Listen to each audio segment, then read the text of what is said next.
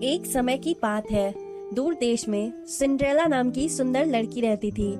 सुंदर होने के साथ ही सिंड्रेला बहुत समझदार और दयालु भी थी। सिंड्रेला की माँ बचपन में ही गुजर गई थी। माँ के गुजरने के बाद सिंड्रेला के पिता ने दूसरी शादी कर ली। सिंड्रेला अब अपने पिता, सौतेली माँ और दो सौतेली बहनों के साथ रहती थी। सौतेली माँ और दोनों बहनों को सिंड्रेला बिल्कुल पसंद नहीं थी। उसकी सुंदरता और समझदारी से वे तीनों हमेशा जलती थीं, क्योंकि उसकी दोनों बहनों के पास ना शक्ल थी और ना ही अक्ल। एक दिन सिंड्रेला के पिता को किसी काम के लिए बाहर जाना पड़ा। पीछे से सौतेली माँ ने उसके साथ बुरा बर्ताव करना शुरू कर दिया। सबसे पहले तो उसने सिंड्रेला की खूबसूरत पोशाक उतरवा ली और उसे नौकरानियों वाले कपड़े पहनवा दिए। उसके बाद उन तीनों ने उसके साथ नौकरानी जैसा बर्ताव करने लगे। वो उससे खाना बनवाते, घर की सफाई करवाते, कपड़े बर्तन धुलवाते और घर के बाकी सारे काम करवाते। यहाँ तक कि उन तीनों ने सिंड्रेला का कमरा भी ले लिया था और उसे स्टोर रूम में रहने के लिए कह दिया। बेचारी सिंड्रेला के पास उनकी बात मानने के अलावा और कोई चारा नहीं था। आसपास के पेड़ों पर रहने वाले पंछी और स्टोर रूम के चूहों के अलावा सिंड्रेला का और कोई दोस्त नहीं था। वह दिन भर काम करती और रात में अपने दोस्तों से बात करते करते सो जाती थी। जिस देश में सिंड्रेला रहती थी, एक दिन वहां के राजा के सिपाहियों ने बाजार में घोषणा की कि राजकुमार की शादी के लिए राजा ने महल में एक समारोह का आयोजन करवाया है। इस समारोह के लिए उन्होंने नगर की विवाह योग्य सभी लड़कियों को आमंत्रित किया है।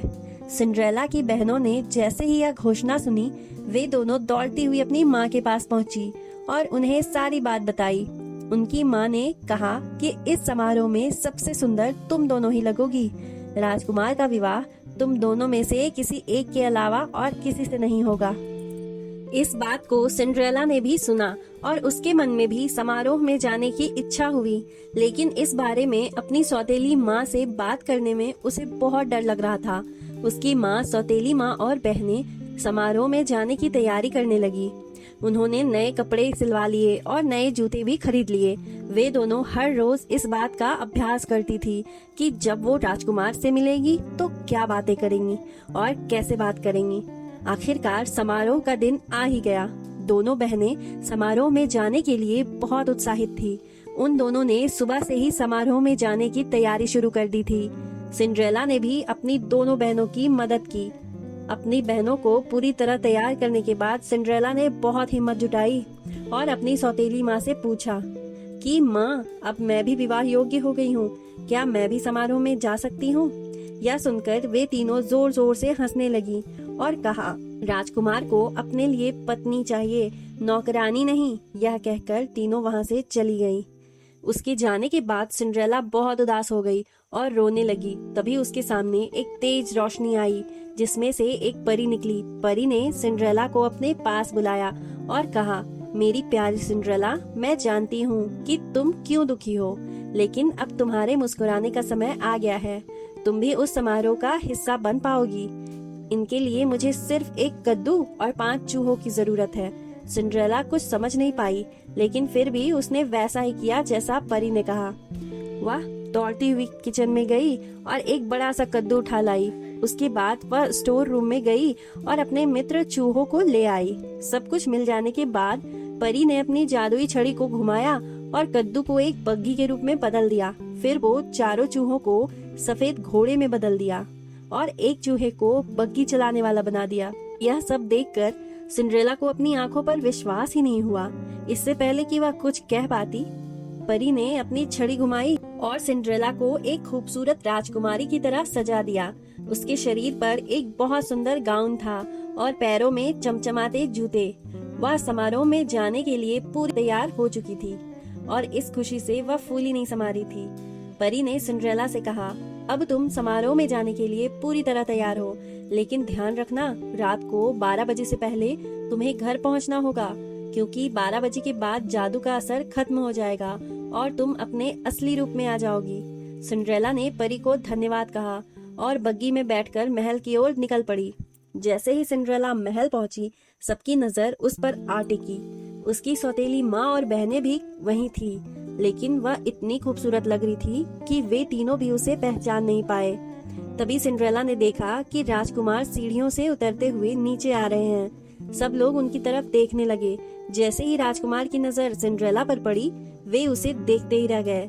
समारोह में मौजूद सभी राजकुमारियों के पास ना जाकर राजकुमार सीधे सिंड्रेला के पास आए और अपना हाथ उसकी ओर बढ़ाते हुए कहा कि राजकुमारी, क्या आप मेरे साथ डांस करना पसंद करेंगी? सिंड्रेला ने शर्माते हुए अपना हाथ राजकुमार के हाथ में दे दिया और दोनों डांस करने लगे। सिंड्रेला राजकुमार के साथ डांस करते करते इतना खो गई कि उसे समय का ध्यान ही नहीं रहा। तभी अचानक उसकी नजर दीवार पर लगी घड़ी पर पड़ी। 12 बजने ही वाले थे और सिंड्रेला को परी की बात याद आ गई। परी की चेतावनी याद आते ही वह घबरा गई और राजकुमार को वहीं छोड़कर भाग गई। सिंड्रेला को इस तरह अचानक भागता देख राजकुमार उसके पीछे पीछे दौड़े। हड़बड़ी में दौड़ने की वजह से सिंड्रेला का एक जूता निकल गया और महल के बाग में ही छूट गया। वह फटाफट अपनी बग्गी में बैठी और घर को लौट गई। जब उसे ढूंढते हुए राजकुमार बाहर आए तो उन्हें बाग में सिंड्रेला का जूता मिला। यह देखकर राजकुमार दुखी हो गए और सोचा कि वह सिंड्रेला को ढूंढ कर ही रहेंगे। अगले दिन राजकुमार ने अपने सिपाहियों को बुलाया और उन्हें जूता थमाते हुए कहा कि शहर के हर घर में जाओ और समारोह में आई हर लड़की को यह जूता पहनाकर देखो। जिसके भी पैर में यह जूता आ जाए उसे यहाँ ले आओ। सिपाहियों ने बिल्कुल ऐसा ही किया। वे शहर घूमने के बाद आखिर में सिपाही सिंड्रेला के घर पहुँचे। जैसे ही सिंड्रेला ने सिपाहियों को देखा तो वह समझ गई कि ये राजकुमार के कहने पर ही आए हैं और वह खुशी से दरवाजे की तरफ दौड़ी।